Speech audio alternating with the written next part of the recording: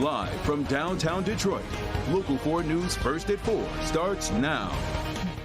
Macomb County trying to clean up damage from rounds of storms, but more wind and rain is on its way. We're getting tons of pictures of storm clouds from our viewers on MyPics. You can see those dark gray clouds moving over downtown Detroit. Wind knocked down trees and power lines over in Royal Oak at Brockton and Kenwood Avenue. That was a scene there. Now, a live look at DTE's outage map. Power is restored for most people, which is a good thing because a serious heat wave is on its way. J. Scott Smith is in Fraser right now, where we are waiting to get more information from the National Weather Service on the severity of that tornado that touched down there. But first, forewarned meteorologist Kim Adams is here to explain what we went through and also the fact that we're going to be hearing some thunder tonight. No, the thunder's over. The thunder, okay. I know. That's why when I read that, I was like, wait, are we? No, we're finally getting rid Everything's of out. the rain. Okay. Yeah, but there is a chance tomorrow night that we might have a couple of thunderstorms. I'm multitasking over here, right? Kim. I know, I get it. That's what you got me for. We've got showers that have now moved off to the east. I swear I thought this rain was going to last just forever because it's just been going all day. We expected it to get out a little bit earlier, but unfortunately it hung around a little bit longer, and we're still getting a couple sprinkles here and there up into the eastern part of Macomb County, into the southern part of St. Clair County. But otherwise, it has started to finally dry out. The roads are still wet, though, so you're probably going to get some spritzes and sprinkles on your windshield. I do want to go up, though. There is one little area of rain that's to our north, and so not in Waterford. It's all the way up into parts of Flint, if we can get there. There we go. We've got moderate rain up through the Flint area, and that's going to come to an end. It's not a thunderstorm. I've got lightning detector on. No lightning within that particular cell. Now let's check our temps, because we have had the rain and the clouds. It's really held our temperatures down by quite a bit. This is what I was worried about yesterday when we were forecasting those highs in the mid to upper 70s. Just it's tough to get there when it's cloudy and rainy through a good part of the day. But we will be thankful for these temperatures coming up because we have a heat wave on our way, so 60s would feel really nice. Unfortunately, we'll be into dangerous heat coming up. I'll tell you when and how long this heat wave is going to last in a few minutes. To this, the storm damage in Fraser. This is the inside of a man's home after his roof caved in. The tornado touched down between 14 and 15 Mile and Kelly. Let's bring in J. Scott Smith. He's live from outside that house over on Regal Drive. Jay, the house is so unstable, it's not safe to be inside. No, Karen, it is not. In fact, we're here on Regal Drive in Fraser, where all day long the cleanup has been going on because of things like this behind me, trees like this falling down during that storm yesterday. Plus, there have been cleanup crews that have been cutting down trees, electrical workers from DTE trying to restore power, and contractors are assessing the damage to the homes. Now, it's the home that Karen just mentioned, one in particular here on Regal Street, that got absolutely hammered by that storm. And we spoke to the homeowner, and he's still coming to grips with all the repairs that he's going to need.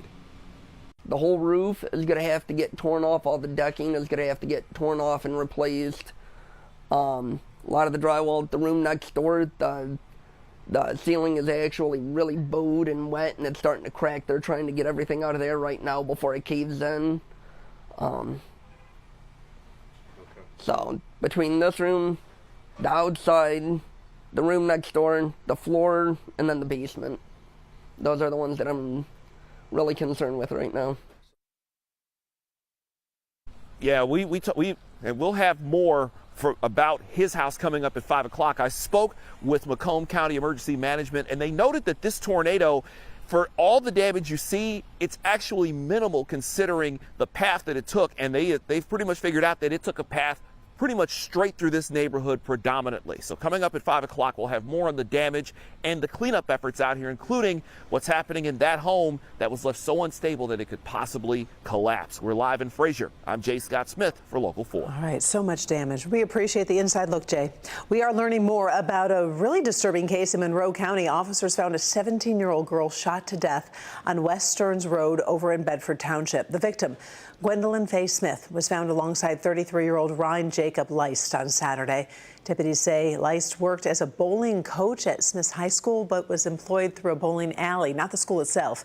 Investigators believe Leist shot and then killed Smith before taking his own life. The sheriff's office says the two met through a bowling league, and Leist had recently resigned from his coaching position. Ahead on Local 4 News at 5, how the school is honoring the teen's life. Now, take a look at this. More than a dozen graves at a Fowlerville cemetery are destroyed after a reckless driver just tears through. Police say the driver sped through the grounds, damaging nearly 20 headstones. Some of the destroyed markers dated back to World War II and are now irreplaceable. The damage runs into thousands of dollars. Officers have identified the person responsible. Police are reminding everybody to never get behind the wheel if you're impaired or too tired to drive. Instead, call a friend, a family member, or use a rideshare service.